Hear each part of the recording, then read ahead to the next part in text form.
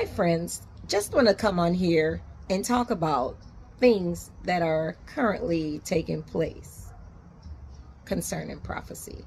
But before I do that, the first thing I want to tell you is what makes prophecy important. What makes it important is because we are awaiting the return of Jesus Christ. So that's what makes it important. So what we need to do is we have to watch and see what's going on in order to see if what God laid out in the Bible is what's going to happen. That's how you watch the timeline. Let me first say that when we're looking at end time timelines, it's important to remember that Daniel and Revelations are not chronological. So if you're reading it in order, it's not going to make sense. I know. It's one of those things that if you get a vision and someone is relaying a vision, they relay what they remember and, oh, I remembered this, and then they backtrack and go back to what they remember. That's why it's not chronological.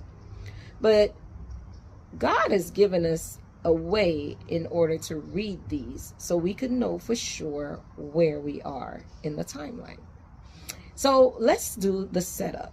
Here's the setup. There are a few things that are important and persons who are important.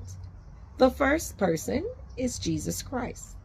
The second person is the Restrainer. The third person, I don't know if he's important, but he's definitely in the timeline, but he is the man of sin, the son of perdition, the Antichrist, that is supposed to come and, cause all this problem. And then there is a false prophet. Now, there's also systems that we need to watch because those systems have to be in place also.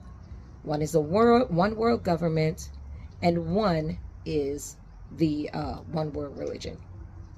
Literally, this is really all you need to know in order to watch and see what's happening in the timeline.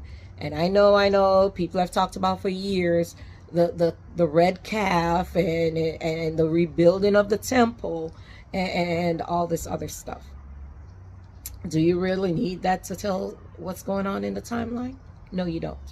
But there's absolutely one thing that for sure will be a tell, and that is the signing of the peace agreement.